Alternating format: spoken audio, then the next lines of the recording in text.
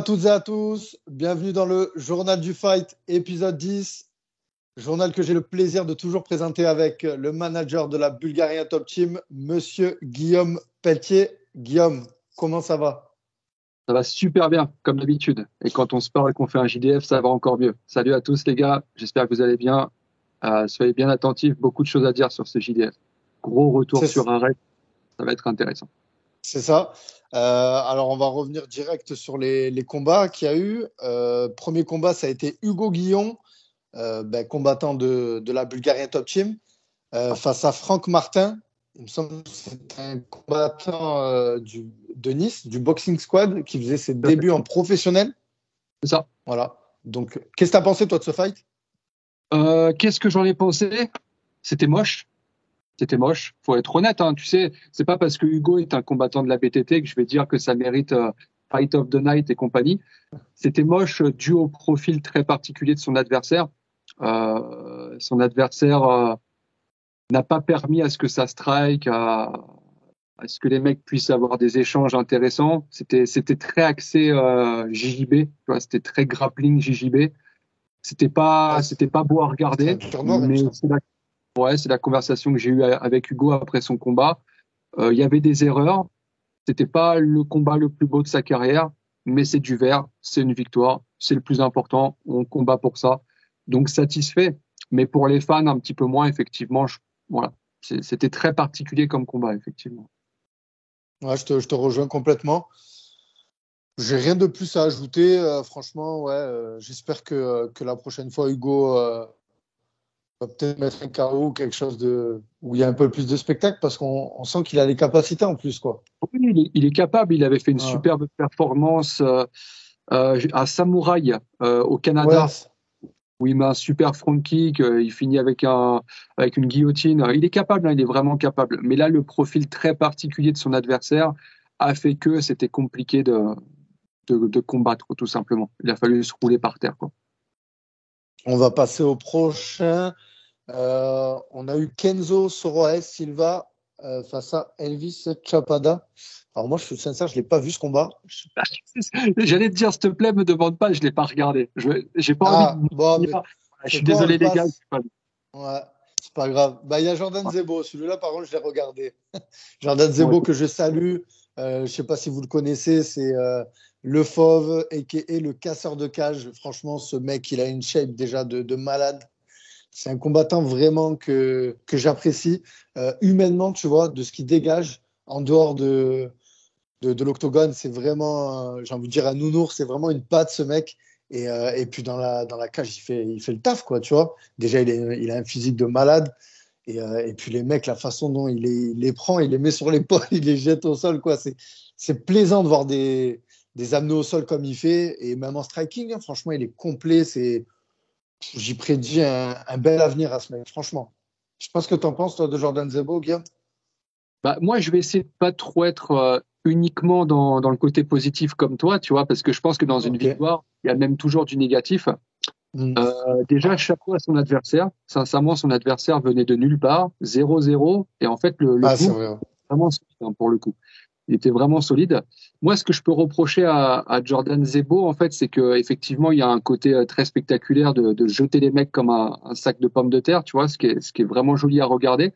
Par contre, attention, il faut que ça suive derrière. C'est-à-dire qu'en fait, jeter un mec par terre pour rester coincé dans la garde, ça n'a aucun intérêt, en fait, tu vois. Il faut derrière que ça enchaîne. Quand tu le jettes par terre, il faut passer une demi, il faut monter, en fait, tu vois. Sauf que Jordan, sur ce combat, effectivement, les amenés au sol sont très spectaculaires. Sauf que derrière, ça reste un petit peu figé, tu vois, ça a du mal à passer la Ah, garde, ça. etc. Et il faut pas en perdre en fait l'essentiel, tu vois. L'essentiel, malgré tout, ça reste d'avoir de bonnes positions. Et il faut travailler de ce côté-là, en fait, tu vois. Mais pour le coup, l'adversaire était très solide. En toute franchise, tu m'aurais posé la question, je t'aurais dit, tiens, Brésilien 0-0, le mec, il est venu pour faire figuration, prendre son chèque et repartir, mais le mec était solide. Il faut être honnête, c'était un joli combat, plaisant à regarder. Donc voilà. La suite, Michael Grogu face à Freddy Camayo. Ouais. Combat sympa que tu avais pronostiqué d'ailleurs. Alors, pourquoi tu avais choisi Michael Grogu pour ce Alors, tu combat sais que gagnant? Miguel est certainement la cote la plus faible En fait, ça dépend comment on voit les choses. La cote la plus élevée sur les Ok. paris sportifs, ce qui veut donc dire qu'il a le moins de chances de gagner en fait sur toute la carte, tu vois.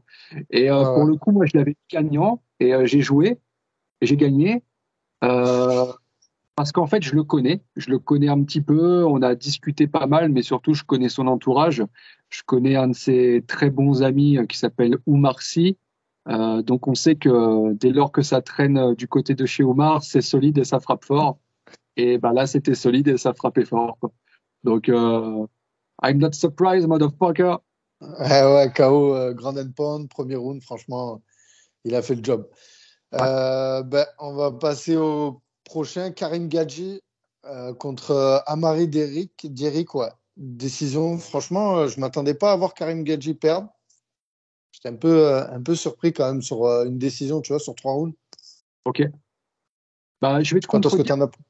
t'en as. Moi, en fait, je le voyais perdre, mais je le voyais perdre bien avant la limite. Je pensais que justement l'Anglais aurait fait du MMA. Je pensais qu'il l'aurait amené au sol. Et je pensais que ça aurait été relativement vite, tu vois. Ouais, un peu comme ce qu'il a fait Ah, Jordan Zebo.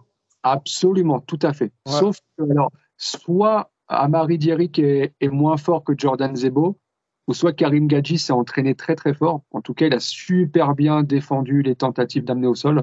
Il a fait un super combat. Split decision, voilà, c'est compliqué. Split decision, tu sais comment c'est. Voilà, ouais.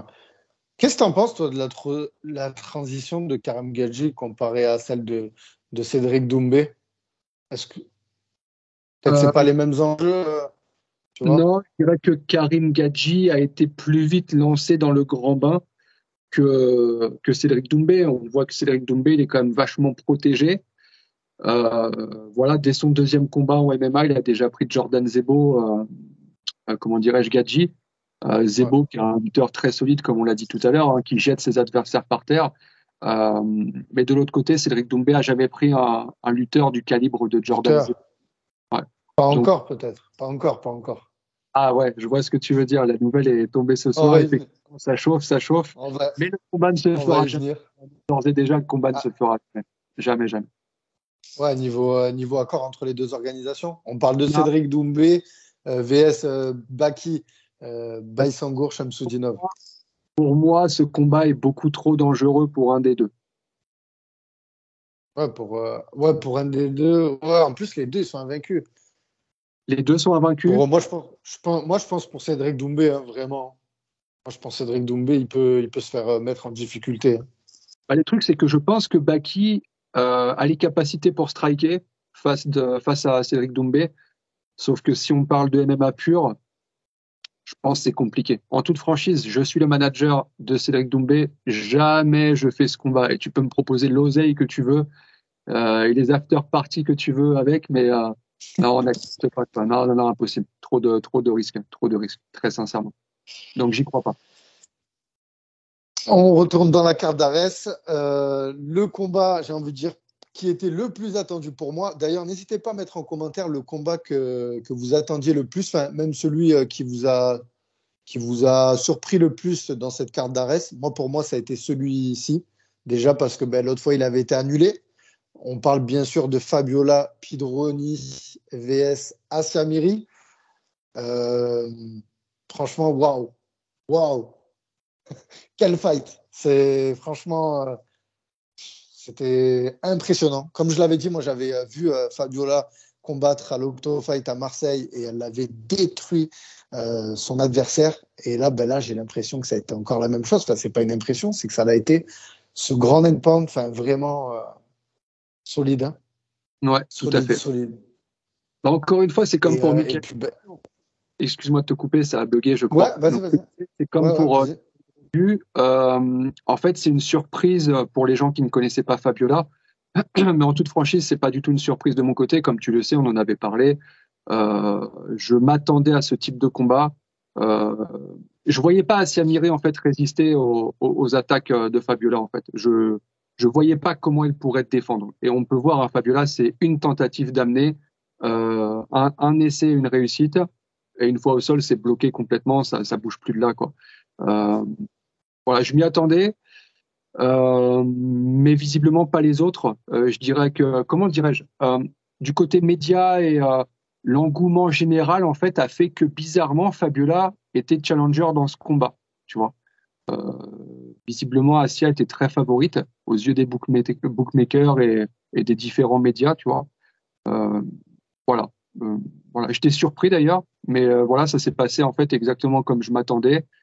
Voilà, voilà. Elle va revenir, la petite Assia. C'est un temps d'arrêt, ça va être un peu compliqué parce que, en fait, quand tu es jeune et que tu as de grosses ambitions, la défaite, elle fait très mal. La défaite, elle fait très mal, surtout la première, parce que c'est un gros temps d'arrêt, c'est une grosse remise en question dans ta carrière. C'est est-ce que j'ai le niveau, comment je vais faire, etc. Tu sais, c'est compliqué, hein, c'est dur, tu vois. Donc là, il va falloir qu'elle ait un gros mental pour revenir. Après, si ça peut la consoler, c'est une fille aujourd'hui, Fabiola, qui est dans le top 10 Europe de l'Ouest, tu vois. C'est une top, en fait, en Europe. Ouais, c'était pas une petite marche en fait qu'elle prenait à Siamiri. Non, c'était C'était. un gros défi. C'était un gros défi. C'est pour ça que je te dis encore une fois, pour moi, c'était une vraie surprise de voir les gens qui plaçaient Asia comme favorite dans ce combat, tu vois. Et voilà. Donc, du coup, ça va être dur pour elle, je pense. Mais encore une fois, comme elle l'a dit, je crois, elle est jeune, elle va revenir. C'est juste que ça va demander une grosse force psychologique, tu vois, pour revenir. Parce qu'évidemment, quand tu es invaincu, tu souhaites le rester le plus longtemps possible. Donc, voilà. Du coup, Fabiola 5-0. Euh, D'ailleurs, pour rejoindre ce que tu disais, j'ai vu à la fin du combat quand même beaucoup de frustration du côté de son camp quand même, hein. De son Ouais, coin là. ouais, frustration, tension aussi, un petit peu, tension. Ouais. Je sais pas trop ce qui s'est dit, mais je sais que les coachs de Fabiola nous ont fait part d'une attitude. Enfin, tu vois, il y avait beaucoup de tension Ah, autour c'était de pas ce combat. sportif, ouais. Il y avait beaucoup de tension. Voilà, bah, il y a aussi l'histoire qui a fait ça, hein. Tu sais, le premier combat a été annulé. Alors, pour des raisons qui diffèrent d'un camp à l'autre, le camp Asia dira que Fabiola était malade. Le camp Fabiola dira que Asia n'a pas fait le poids. Donc, voilà, il y avait une petite histoire autour de ce combat, ce qui fait que ça l'a vendu, ça l'a rendu très intéressant. Voilà, maintenant qu'on va terminer, il faut passer à autre chose pour Fabiola. Il faut Voilà. avancer et on va avancer. Et voilà, tout simplement. D'ailleurs, j'avais une petite question de Massy. Je lui fais une dédicace. C'est un téléspectateur du GDF et il en manque jamais aucun. Et il m'a demandé, il m'a dit alors, les États-Unis pour Fabiola, Je parce que dans le l'espère. GDF, t'as vu. Ouais. Ouais, je l'espère très sincèrement. Bah, pour te répondre en toute clarté, j'aimerais qu'elle participe au Contender Series cet été. Voilà, clairement. Euh, Waouh. Après, Waouh. c'est encore très tôt dans la saison. Donc, en fait, la question, c'est est-ce qu'on prend le risque de refaire encore un combat, tu vois, gagner en expérience encore? C'est une question que je me pose à l'heure actuelle. Donc, voilà, on est en train de réfléchir tranquillement avec mon associé Jean-Baptiste, JB, parce que c'est lui, en fait, qui gère Fabiola, qui est sous l'égérie BTT, qui travaille avec nous, bien évidemment, mais c'est JB qui s'occupe d'elle. Donc voilà, on en discute, on réfléchit. Mais Travaille dans voilà. l'ombre, JB. Travaille dans l'ombre, hein. Travaille beaucoup, mais il travaille dans l'ombre, hein. Ouais, il va falloir D'ailleurs, l'inviter. là, il est. JB. Ouais. Ah, Mais ça sera avec un grand ouais. plaisir. Bah, tu sais, c'est quelque chose que j'apprécie beaucoup chez lui. Et peut-être qu'on devrait tous en faire autant, je ne sais pas. C'est un manager qui travaille vraiment dans l'ombre. Il dit rien, il déclare rien, il fait son taf tous les jours, il est sur tous les fronts, mais il ne montre jamais son visage, tu vois. Et je me dis que parfois c'est peut-être pas mal. Parfois ça peut être pas mal, tu vois. Avancer dans l'ombre, travailler comme ça dans la pénombre, parfois ça a du bon, quoi, tu vois. D'être exposé, c'est pas toujours très bon. On se fait parfois allumer d'être exposé, donc voilà, faut savoir faire la balance entre les deux, quoi. Et prochain combat, on va parler de Alexandra Tekena, l'animal. Et vraiment, là, je souligne le nom, l'animal, contre Levi Steadman, c'était une Anglaise, il me Ouais, semble. Ouais. Bon, ben, on a eu un magnifique KO de Alexandra Tekena. Bon, Alexandra Tekena, elle revient quand même d'une défaite pour le titre. J'avais quand même des points d'interrogation, moi. Savoir, tu le disais juste avant, qu'une défaite, c'est pas évident. Donc ben, là, elle a confirmé, quoi. Elle est revenue, elle a travaillé, ça s'est vu. Elle a travaillé, puis elle revient solide. c'est Solide. ça, Le travail du NR Fight, il y avait Monsieur Frachet dans son coin. bien sûr. Franchement, ouais, franchement, ils font un bon boulot là-bas. Et puis, c'était un plaisir de voir. Alors, je sais que là-bas, un NR Fight, chalurer Yacine Wakil, c'est salade de coude. Mais là, c'était salade de genoux, elle a mis Alexandra. Franchement, Ouais, pour le coup, waouh, pour waouh. joindre Johnny, il fait un travail absolument incroyable avec ses combattants et ses combattantes, parce qu'ils sont beaucoup dans ce club. Euh, Ouais. je vais rejoindre ce que je t'ai dit pour Asia. En fait, tout est une question de mental. On sait qu'Alexandra elle a vraiment le mental, tu vois, c'est une guerrière. Donc effectivement, il y a eu une défaite sur son combat précédent, mais j'avais aucun doute sur le fait qu'elle allait revenir très fort. Et je crois que c'est aussi pour ça que je t'avais dit que ce serait une victoire sans aucun doute de la part d'Alexandra, quoi. Ouais, mais c'est super. Prochain combat, Faisal Hussein contre Powell Bierhat. Je vais te laisser parler de Bagdad. Il y a eu un coup de genou, il y a eu une affaire autour de ce combat et franchement, qu'est-ce que t'en as pensé toi? Ouais, tu t'es dit, tiens, vas-y, j'ai pas trop envie de me mouiller, je vais laisser Guillaume en parler, quoi. C'est ça? Non, non, même pas, même pas, même pas. C'est que non, c'est que tu Et en moi, parles mieux que moi. je vais me mouiller, je vais me mouiller. Si tu veux que je me mouille, Ouais, je vais me mouiller. Écoute bien ça. Pour moi, le résultat, il est honteux. Il est honteux. Tu vois, regarde, je vais pas peser mes mots. J'étais ouais, derrière ma télé, j'étais sincèrement choqué. Je suis choqué de plusieurs choses, en fait. Si tu veux, je suis choqué de l'arrêt de l'arbitre, en fait. Comment l'arbitre, qu'est-ce qui justifie l'arrêt, en fait, étant donné que clairement le genou est pas au visage, mais qu'il est dans la poitrine, et qu'en dans la fait, poitrine. Ouais. et tu sais, je t'assure, hein, moi, la télé, je l'ai vu, hein. Je l'ai vu, mais pas au ralenti, je l'ai vu avant, quand il a mis le genou, tu vois, je dis, bon, bah, c'est OK. J'avais peur qu'il le mette dans la tête, tu vois. Et je dis, non, bah, c'est bon, c'est passé. Et là, arrêt de l'arbitre, tu vois, je me dis, tiens, c'est étrange. Et donc, ça, c'est le premier point. Derrière, je crois que les officiels, ils ont accès au ralenti, il me semble. Tu me confirmeras, peut-être que je dis des bêtises. Ouais. Il me semble qu'ils ont accès au ralenti avant de prendre une décision. Donc, si tu as accès au ralenti, comment est-ce que tu peux dire que ce coup était au visage? Parce que clairement, il ne l'est pas. Il ne l'est, pardon, clairement pas. Donc ça, c'est le premier point qui me choque. Le deuxième point est qu'en plus, Faisal que j'aime bien en plus, tu vois, mais moi, tu le sais, je fais pas, comment dirais-je, je ne donne pas mon avis en fonction de mes amitiés. Et en fait, on voit que clairement, Faisal, s'il y retourne pas, c'est à cause d'une blessure au genou. En fait, ça n'a rien à voir avec le coup de genou qu'il a pris. En fait, tu vois, on le voit. Donc ça, c'est le deuxième point. Et en plus, il y a l'attitude du coin, en fait, qui lui crie. Et ça, c'est regrettable. On l'entend à la télé. Ouais, te relève pas, reste par terre, reste par terre. Donc on voit que clairement, c'est une volonté de faire disqualifier l'adversaire. Et du coup, je me dis, eh ben merde, pourquoi on n'a pas fait ça avec Amin Ayoub? Tu vois ce que je veux te dire? Non, je trouve que Ah ouais. c'est regrettable. J'aime pas ce genre de situation. Clairement, c'est pas le genou qui a entraîné l'arrêt du combat. Le genou, il a rien provoqué à Faisal Hussein. On le voit qu'il veut pas se relever à cause de sa blessure au genou, d'accord? Donc, je comprends pas en fait cette décision. Je comprends pas cette décision. Et encore une fois, j'aime beaucoup Faisal, euh, mais on se doit d'être neutre dans nos avis, dans nos réactions, tu vois. Et là, pour le coup, je comprends pas du tout la décision, quoi, pour être très honnête.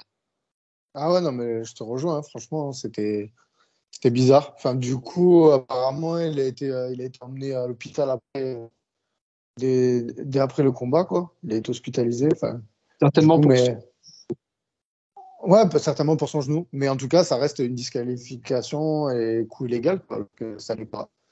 Ah, je comprends, mais bizarre. toi, tu l'as vu, je te pose la question, est-ce que le coup est Ouais. illégal?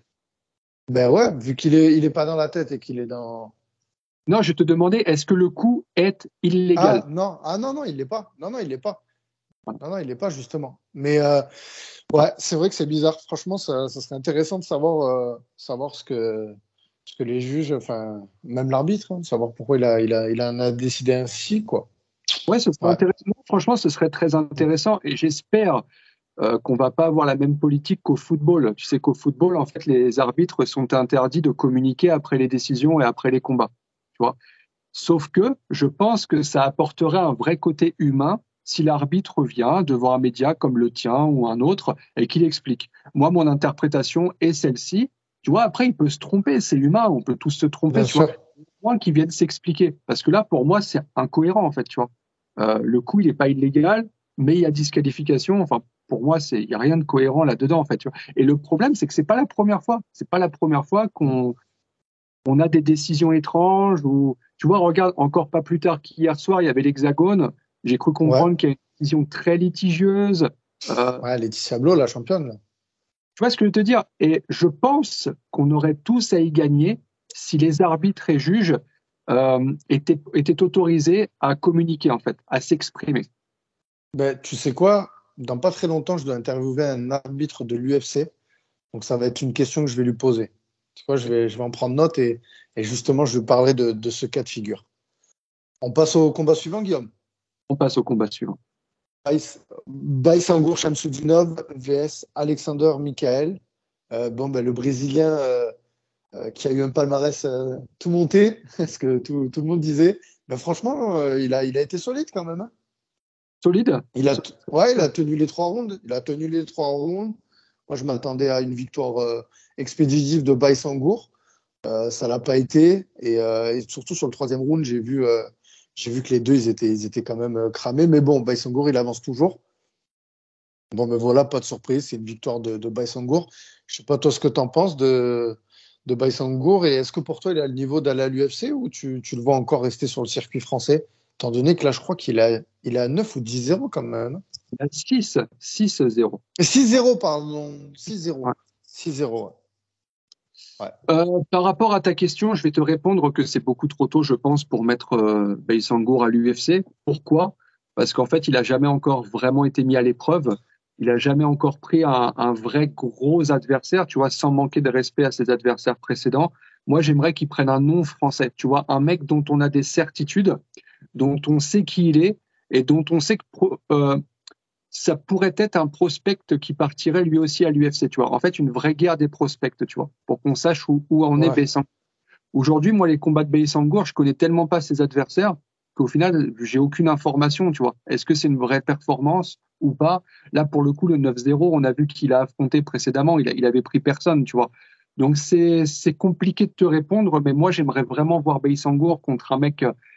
Tu vois, ça, c'est aussi une des lois, une des règles de la FMMAF qui pose problème. Moi, j'aimerais voir un Baysangour contre Michael Lebou. Là, pour le coup, on aurait une vraie réponse. Tu passes Michael Mais Lebou. est-ce que tu penses vraiment que Michael Lebou, il prendrait un risque C'est ce que j'allais te dire, en fait. Je pense qu'il y a beaucoup de refus. Hein. Il doit y avoir beaucoup de mecs qui veulent pas le prendre. Hein. Ouais, mais les vieux briscards comme Michael Lebou, il faut les payer, tout simplement. Si tu les payes bien, ils acceptent, tu sais. Tu Tu, vois, tu penses que c'est une question d'argent? Ouais. je pense, ouais.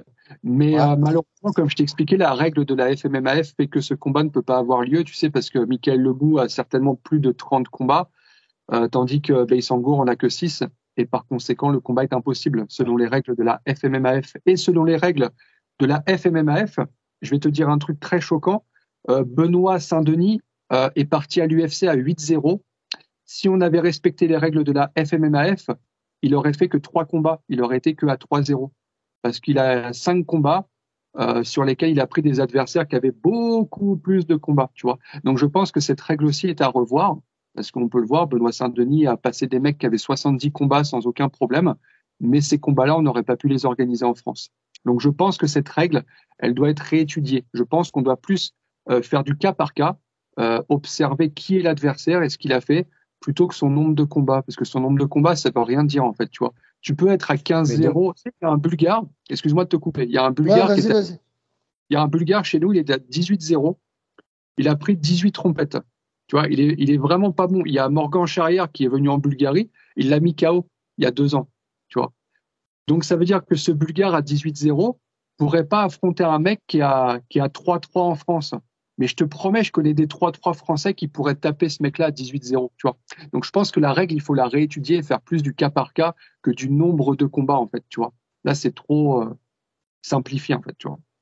Mais c'est une règle qui est propre à la Fédération française. Dans les Non, autres pays, il n'y a pas ça. nulle part ailleurs, uniquement en France. Et cette règle, pour moi, pose un réel problème. Ok. On va faire à suivre. J'espère que cette règle pourra être changée parce que ça permettra à des combattants et voilà, d'affronter d'autres combattants peut-être un peu plus expérimentés, et notamment le cas que tu as souligné pour pouvoir ouvrir des portes, aller dans des organisations plus importantes. Prochain combat, Amin Ayoub vs Gilles Oudela. Bon, ben voilà, Amin Ayoub a fait le job. Hein. Ça a été une belle guerre, franchement. Est-ce que tu te rappelles sur le dernier JDF? Ouais, que ça allait être un peu un combat de chien Voilà. et que Amine, il adore ça. Et ça s'est vu, ouais. Ouais, ça s'est vu. Amine, il est bon dans ces genres de fights, hein. Franchement, C'est ça. là, j'ai trouvé. J'ai pas envie de dénigrer la dernière performance de Amine contre Damien, mais je l'ai trouvé encore meilleur, là, Amine, face à Gilles Oudela. Je sais pas ce que tu en as pensé. Mieux inspiré, mieux inspiré. Mais tu sais, je vais te Ouais, dire, tu vois. en fait, hein, je pense que c'est le problème de gaucher-droitier, en fait, tu vois. Je pense que Damien Lapillus, en gaucher, ça gêne beaucoup. À mon avis, Damien Lapillus en droitier, ça passe beaucoup mieux, tu vois. Ok, ok. Ouais. Je pense vraiment que ça l'a beaucoup perturbé à Amine, tu vois. Donc là, ouais, Amine, il a fait son combat, en fait, tout simplement. Il n'a pas fait plus, il n'a pas fait moins. Il y a des choses dans lesquelles j'aurais voulu qu'il soit meilleur. Je lui ai expliqué, il y a des choses que j'aurais voulu qu'il... En fait, j'aurais voulu qu'il aille jusqu'au bout du mouvement, tu vois. C'est-à-dire qu'en fait, il s'est contenté de frapper, de faire des combos de 2 ou 3 coups, alors qu'on voyait clairement que Oudela était en difficulté quand il reculait. Donc j'aurais aimé que Amine continue, en fait, tu vois, de faire des plus grosses combinaisons, tu vois, et pas juste envoyer 2, 3 coups et repartir encore une fois. Parce que quand tu envoies 3 coups et que tu as un temps d'arrêt, bah derrière, tu remets une distance entre les deux et derrière, il faut encore casser la distance parce que Oudela est plus grand, etc. Tu vois. Donc, j'aurais juste voulu que Amine soit un peu plus agressif et qu'il aille au bout du mouvement, en fait. Tu vois. Mais c'est un bon combat. Il gagne son combat. Non sans mal, hein, parce qu'encore une fois, Oudela, c'est du très solide. Ouais, c'est Et du voilà. solide. Voilà. Mais Amine est au-dessus et voilà. Amine gagne très justement et voilà. Et j'espère que Amine va recombattre pour la ceinture à Arès parce que là, franchement, il le mérite, hein. Il le mérite. C'est ce que j'allais te dire. En fait, ça n'aurait pas de sens de ne pas combattre pour la ceinture. Il a combattu précédemment pour la ceinture. Là, il vient de refaire un combat histoire de se repositionner encore au top Bien comme sûr. contender numéro un. En fait, ça n'aurait plus d'intérêt maintenant de plus faire la ceinture. En fait, ça veut dire qu'il faut faire combien de combats à nouveau pour faire la ceinture, tu vois. Donc non, je pense et j'espère que le prochain sera pour la ceinture. On peut voir que Damien Lapillus, lui, va combattre pour la ceinture 66. Donc non, je pense et j'espère que ce sera pour la ceinture. Et on va passer au main event. Abdul Aboragimov vs Rafal Ayrik, là, Arctic, pardon. Combat pour le titre, double champion pour Abdul. C'était un gros step-up. Euh, Ça a été un combat de fou, ça, hein, quand même, hein. Parce qu'en plus, dans le dernier JDF, justement, tu disais que si Abdul allait dépasser les 3 rounds, ça allait être un combat difficile. Bah là, pour le coup, il t'a fait tromper. Ah bah Pour le non, coup, il t'a fait mentir. ah non, je t'ai dit qu'en fait, plus le combat allait être long, plus ça allait être dur Ouais. pour Abdul. Mais en fait, Ouais, ça a été dur. j'ai raison, en fait, ça a été l'enfer pour Abdul. En fait, c'était Oui, soit il terminait dans la première reprise et ça se passait bien, ouais, ce qui était possible hein, parce qu'il était bien dans sa première reprise, ouais. ou soit le combat s'éternisait et là, je sentais que ça allait être compliqué pour Abdul. Et ça n'a pas été compliqué, ça a été l'enfer pour Abdul. Abdul, il a passé une soirée cauchemardesque, tu vois. Je sais pas, dis-moi ce que tu as pensé du combat. Oui, oui, ah non, complètement. En plus, j'ai appris qu'il était malade. Enfin, et puis, il y a aussi quelque chose, c'est que c'est pas sa catégorie, Abdul, en fait. Là, on s'en rend bien compte, quoi. Alors bon, il y avait un enjeu derrière. Peut-être que pour aller à l'UFC, il faudra passer par cette catégorie-là, ce que je comprends. Mais on a vu clairement que au niveau voilà, du physique, ça lui a posé un souci, quoi. Ouais. Alors justement, j'ai envie de te poser la question. Toi, qu'est-ce que tu as pensé du combat? Et, euh, et qu'est-ce que tu penses de la progression d'Abdul, justement, en général, depuis qu'il est plus dans ta team? Qu'est-ce que tu en penses? Ah, alors, présenter les choses comme tu les as présentées, ça va faire le mec opportuniste, tu vois, quand on voit un tacle à la gorge, parce que justement, il serait plus dans mon équipe. Encore une fois, les gens qui me connaissent savent que toutes mes analyses, elles sont justes, elles sont honnêtes. Et pour te répondre de façon juste et honnête, Abdul, il a refait exactement le même combat qu'il m'avait fait il y a quelques années quand il a perdu au Brave. En fait, c'est-à-dire que Abdul, dès lors qu'il n'arrive pas à soumettre rapidement, dès lors que c'est dur, eh ben, il craque. Tu vois, on l'a vu là psychologiquement, il n'était pas là, c'était dur. Et je vais être encore honnête, tu sais, tu as vu, je l'ai été avec Hugo Guillon, pourtant qui représente la BTT. Bah là, je vais te dire, le combat d'Abdul, bah, c'était moche, c'était ennuyeux. Tu peux pas me dire que jusqu'à les 30 dernières secondes de la cinquième reprise, tu t'es régalé. C'était un combat qui était Ah non, moche. non. Quand tu vois Abdul qui attrape le mec qui se met sur le dos au sol. Enfin, tu vois, c'est des choses, on n'aime pas les voir en MMA, tu vois. En fait, c'est caractéristique d'un mec qui est en manque de solution, en fait, tu vois, et qui essaye de l'emmener dans son jardin où il va être le moins en difficulté, tu vois. Mais moi, je comprends pas, Abdul, comment c'est possible à ce niveau qu'il n'ait pas progressé en boxe. Comment se fait-il que le niveau de boxe d'Abdul, à l'heure actuelle, est le même que celui d'il y a 5 ans, en fait, tu vois, enfin, je comprends pas. Pour moi, c'est compliqué de vouloir aller à l'UFC dans une très grosse organisation sans pouvoir boxer un minimum. Aujourd'hui, Abdul, on le sait, on le voit, il ne sait pas boxer, il ne peut pas boxer, tu vois. Et du coup, il y a plus de surprise. Tu as vu le mec en face, il y avait aucune surprise, tu vois. Il attendait pas une frappe d'Abdul parce que je crois qu'Abdul, debout, n'a pas mis une seule frappe en 25 minutes. Je sais pas si tu te rends compte, c'est une Ouais. statistique incroyable. Comment on peut à ce niveau avoir une boxe aussi inexistante. Tu vois, ça, par contre, je suis surpris. Tu vois, je pensais qu'Abdul, secrètement, s'entraînait en boxe et qu'il nous sortirait quelque chose en boxe, tu vois. Mais enfin, ouais, non, là, en termes de Ah, boxe, secrètement, ouais, parce que sur les réseaux, on peut voir qu'il est bon au niveau sol. En fait, peut-être qu'il mise trop sur son sol. On peut voir qu'il est à la Della Riva à Nantes, c'est ça, avec, tout j'ai à plus fait. du coach là-bas, Beto le Ramos. Brésil. Ouais, Beto Ramos, voilà. Mais après, en boxe anglaise, il me semble que, enfin, on le voit pas enfin, il s'entraîne pas au MMA Factory. Les seules fois où j'ai vu peut-être frapper, c'était avec son préparateur physique, Clément Marcoux. Voilà, c'est les seules fois où je l'ai vu taper. Donc, ouais, c'est sûr que c'est inquiétant quand même, en fait. Comme Comment je t'ai avec dit, ce niveau? je m'inquiète sur deux choses, en fait. Enfin, même Hmm. sur plus, mais je vais parler que de deux choses. C'est sa boxe qui est inexistante. Et en fait, tu peux pas prétendre à aller à l'UFC sans savoir boxer, en fait, si tu veux.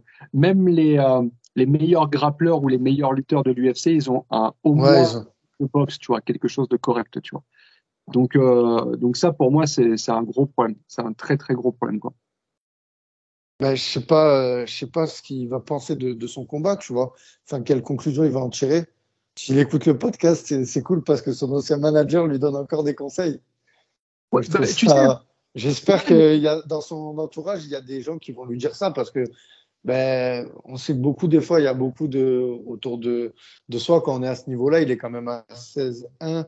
Ben, il y a beaucoup de gens qui vont dire non, mais bon, t'es bon si tu vas au sol. Et ça, des fois, ben, d'avoir que des gens qui nous disent que des bons points autour de soi, c'est pas toujours ce qui nous fait avancer, tu vois. ça a révélé un très bon problème. Ça, c'est un problème que j'avais pareil avec un combattant avec qui je travaillais à l'époque. C'est le fait d'être que complimenté. En fait, quand tu as autour de toi, Ouais. je dis pas que c'est le cas d'Abdoul, attention, mais je rebondis sur ce Non, que oui, bien sûr. quand autour de toi, tu n'as que des mecs qui te disent que tu es le meilleur, que tu es le plus fort, machin, etc., bah en fait, le mec qui arrive et qui te dit oh, attention, il faut que tu fasses attention à ça, bah, le mec, c'est un fou, en fait, tu vois, parce qu'il n'y a que lui qui le dit, quoi, tu vois. Donc, ça, il faut faire attention. Mais je te disais qu'il y avait deux points sur lesquels je suis très inquiet. Le premier, c'est la boxe, et le deuxième, c'est l'attitude au sol. En fait, il n'y a aucune mauvaise intention au sol. C'est-à-dire qu'à aucun moment, j'essaye de pousser la tête, bam, pour enquiller un coup de coude. Tu vois, en fait, il nous fait uniquement un sol de grappling, tu vois. Sauf que le MMA, ça n'est pas du grappling, tu vois. En fait, j'ai vu aucune mauvaise intention, j'ai vu aucun coup vicieux, enfin tout ce qu'il faut savoir faire, quoi, tu vois. Et du coup, en fait, je m'interroge sur sa progression, en fait. Quelle est sa progression depuis quelques années? Parce qu'au final, je l'ai vu faire le même combat qu'il y a quelques années au Brave, finalement, tu vois. Manque de solution, euh, voilà, voilà. Encore une fois, attention, hein, qu'on s'entende bien. La fin est magnifique, c'est génial, tu vois. Moi-même, hein, j'en avais les frissons, sincèrement, c'était incroyable, tu vois. Mais en fait, il ne faut pas que la fin heureuse nous aveugle sur la prestation. La prestation, elle est mauvaise. Le combat, il est mauvais. La prestation d'Abdoul est mauvaise, tu vois. Et, euh, et peut-être que finalement, les matchmakers de l'UFC, peut-être ne sont pas si mauvais que ça, tu vois. Peut-être que Ouais. eux ont vu et ont prédit des prestations de ce genre, tu vois. Euh, Enfin, tu vois, moi, sincèrement, j'étais choqué que Abdul attrape le mec comme ça par la nuque et se jette sur son dos, tu sais, en mode Ouais, ouais, il s'il te tire la plaît, garde. regarde parce que c'est chaud, j'ai pas envie de prendre de coups, quoi, tu vois. Euh, un minimum, les mecs, un minimum, entraînez-vous. Je sais, tu as un talent. Tu sais, c'est pas un bon gars au sol, Abdul. C'est un talent. Comme moi, j'en ai rarement vu, tu vois. Mais putain, entraîne-toi, sérieux, quoi. Entraîne-toi. Entraîne ta boxe, sérieux. Tu vois, va autre part parce qu'on l'a vu, si tu n'arrives pas à emmener au sol, tu as vu, il a fait des tentatives, à chaque fois que ça échoue, bah derrière, c'est compliqué, quoi, tu vois. Et je pense que c'est une magnifique sonnette d'alarme pour Abdul. Et si Abdul est un mec intelligent, c'est là où on va le voir, parce que justement, il va comprendre, analyser et comprendre et changer ce qui n'a pas été. Et il faut vite qu'il change, parce que là, il y a vraiment des choses à changer et très rapidement avant que le niveau se corse, quoi. Super. Bah, écoutez, dites-nous en commentaire ce que vous avez pensé du combat d'Abdul, si vous êtes d'accord avec Guillaume. Donc, Évidemment franchement, que ouais, ouais. ils sont obligés d'être d'accord avec moi. Ah, mais c'est vrai, encore une Non. fois, on a dit ce qui est juste, tu vois, tu sais, tout le monde a deux yeux, tout le monde est capable de voir que Abdul, il faut qu'il bosse. Il faut vraiment qu'il bosse. Et très rapidement. Qu'est-ce que tu en penses, toi? Dis-moi, ça m'intéresse beaucoup. Maintenant, regarde, c'est moi qui vais faire l'interview, Ouais, ouais. pas l'interviewer. Non, Alors, mon non, cher, mais non. main event sur 5 reprises entre Abdul Abdouragimov et Rafal Aratuk. Qu'en as-tu pensé? Alors, quelle est ton analyse? Dis-nous Non, tout. mais moi, j'en pense que, voilà, comme tu as dit, c'était un combat assez brouillon. Mais bon, j'ai aimé la fin. Voilà, je pensais pas qu'il allait pouvoir arriver à sortir cette soumission en fin de round. Mais voilà, je m'inquiète pour la suite aussi. Après, voilà, dans les autres catégories, il a fait le job. Donc là, tu vois, en fait, il y a je veux pas dire que c'est des excuses, mais tu vois, je me dis, là, il y a la catégorie au-dessus. Il y a le fait qu'il était apparemment très malade avant. Donc j'ai envie de laisser croire. Mais par contre, sur le fait de la boxe, ça, je suis entièrement d'accord avec toi. Ça, c'est clair que la boxe. Après, ça me fait penser à. Alors attention, hein, ne s'inquiétez pas sur les commentaires. J'allais dire, on voyait la boxe de Khabib. Franchement, c'était dégueulasse, tu vois. Mais ça l'a pas empêché d'aller. Et j'ai l'impression. Ouais, bah, au début, quand même, hein, quand tu vois les premiers combats de Khabib à l'UFC, franchement, tu vois. Regarde par exemple le crochet qu'il met à Connor. Khabib, il Ouais, touche. mais là Et déjà, regarde, ouais, mais déjà à ce niveau-là, il était solide. ok, Il avait un step-up, tu vois. Mais mais les premiers combats de Khabib, c'était moche. Le sol de Khabib est destructeur. Il met des Ah coups et oui, des ouvertures comme ça. tout à fait. Donc, Tout à fait. Ça, je suis d'accord. c'est totalement différent. Bien sûr. Moi, Abdul, il nous a Vas-y, fait vas-y. un combat de grappling et il a gagné son combat de grappling à la fin. C'est ça. Ben, en tout cas, j'espère juste voilà, qu'il va améliorer sa boxe et j'espère qu'il va être recruté à l'UFC parce que ben, voilà, c'est quand même un combattant qui a 16 victoires et une défaite. Je pense qu'il pourrait aller quand même là-bas, même s'il a ses lacunes. Mais voilà, j'espère vraiment que lui et son équipe vont faire ce qu'il faut pour travailler sur la boxe, justement, parce que je trouve que c'est le seul, et son sol plus agressif. Voilà, mais je m'inquiète plus pour la boxe, tu vois, que pour le sol. Oui, bien sûr, parce que regarde par exemple, tu vois, je pense à un truc comme ça. Tu vas à l'UFC à Ouais, 77, tu prends Covington, ok? Le ouais. mec, il défend la lutte. Tu peux pas me dire que Covington va défendre moins bien que Rafael Aratuk. Je ne Ouais, pense c'est pas. clair. Non, c'est clair. Donc, il va falloir se taper avec Covington. Il va falloir boxer avec Covington. T'as pas le choix. Si tu veux créer des ouvertures, il faut boxer pour comment dirais-je, lui détourner l'attention et ensuite tu peux l'amener au sol. Sauf que là, Abdul, il détourne pas l'attention de ses adversaires. Il boxe pas, tu vois. Donc, tu vois ce que je veux te dire? Pour le haut du panier, pour le top à l'UFC, ça peut pas Ah, ça va passer. être compliqué. Il faut bosser, il faut changer des choses et rapidement. C'est le moment maintenant, quoi, tu vois. Ça marche. Bon, ben, il me semble qu'on a fini. T'auras raison, Guillaume. Ouais, Ah oui, bah, bilan au final, quand même, pas mal de victoires pour la BTT. ouais. Chose que j'ai été surpris. Pour toi, ça a été quoi, avant même de rentrer dans ce sujet, ça a été quoi le fight of the night pour toi, sincèrement? Fight of the night, je Ouais, dirais Amin Ayoub. putain, t'allais dire le même que moi. Tu sais, je te dis la Ouais, vérité. moi, pareil. Et là, je fais un appel à Arès. Je les trouve en ce moment, comment dirais-je, très durs avec nos combattants, sincèrement. Amine contre la Pilus, pas de Fight of the Night. Karla Moussou contre le Bou, pas de Fight of the Night. Amin Ayoub contre Oudela, pas de Fight of the Night. Tu vois, on a la petite Fabiola Pidroni, elle a déjoué Ah, tous les pronostics, elle a choqué elle le tout. méritait. Ouais. Voilà, tu vois. Bah, tu vois, on lui donne un petit TKO, tu vois, un petit bonus, tu vois, parce qu'en fait, c'est une performance ce qu'elle a fait, elle a choqué tout le monde, tu vois. Euh, je pense que nos gars, ils mériteraient parfois de goûter un peu au bonus, eux aussi, tu vois. Voilà. Ah, c'est clair. C'est clair que là, c'était mérité. Enfin, j'en ai parlé même avec d'autres personnes en off. Franchement, c'est clair que ils ont trouvé ça un peu injuste que ça soit Je sais pas. Après, j'ai pas les chiffres, comme je te disais. Mais ouais, c'est vrai que je vois qu'il y a beaucoup de bonus qui sont reversés au MMA Factory. Plus qu'à d'autres teams, hein, attention. Hein. Je parle pas que pour la tienne. Hein. Je parle aussi pour d'autres teams. Donc voilà. Donc, j'espère que ça changera dans les cartes à venir. Enfin voilà, au niveau des combats. Parce que là, pour le coup, je veux dire, vous avez fait, enfin, la Bulgaria Top Team, elle a fait quand même un bon score sur cette carte. Je pense qu'il y avait au moins un ou deux combats qui méritaient leur bonus, tu vois. Et c'est Ah vrai que non, Fabiola, ouais, ouais. Après, voilà, tu vois, Hugo Guillon, je l'aurais pas mis, tu vois. Mais par exemple, Fabiola et Amin Ayoub, ouais, ils le méritaient. Amin Ayoub, ça fait un moment, comme tu dis. C'est vrai que. Mais c'est quoi, j'étais surpris sur Damien Lapillus. Je pensais qu'ils avaient eu un bonus. Ils l'ont jamais eu. non, Pourtant, non, c'était non. des. Ah ouais, putain. Ah ouais. T'as vu, Ah, c'est assez. j'avais. Parce que quand même, le combat était Ouais, clair, tu vois. ouais, c'est clair. Voilà, je sais pas ce soir-là lequel a été élu Fight of the Night, mais Ouais, c'est voilà. intéressant de regarder, ouais, carrément. Bon, en tout Ouais. cas, voilà, je le répète, j'espère que ça changera. D'ailleurs, n'hésitez pas à mettre en commentaire, vous, ça a été lequel de combat que vous avez le plus. Quel a été votre fight of the night dans cette soirée? Et ben voilà, Guillaume, on a fait le tour. Il me semble qu'on a terminé. C'était un JDF spécial Ares. Mais je peux pas terminer ce podcast sans te parler. Là, je viens de voir une petite info là qui vient de sortir de Morgan Charrière. Ah, ouais. Ouais, alors comment ça, je l'apprends via d'autres médias et les spectateurs du JDF, ils n'ont pas le droit d'être au courant avant tout, quoi. On a le manager de Morgan et on apprend les choses via d'autres médias. C'est quoi ce délire? Alors, effectivement, J'aime non, rigoler. il est vrai que Non, j'aurais mais pu. sérieux. Non, mais il est vrai que j'aurais pu donner l'exclusivité, comment dirais-je, ici. C'est vrai. Mais j'avais envie de laisser l'exclusivité au promoteur parce qu'il est normalement c'est le procédé habituel en fait. C'est le promoteur qui annonce, tu vois. Donc Ouais. voilà. J'ai aussi constaté à ma grande surprise que C'est bah la là, deuxième fois d'ailleurs que ouais, le ouais, promoteur, que le promoteur, il le dit avant même de le dire lui-même sur ses réseaux, en fait. C'est en fort quand même, tu vois.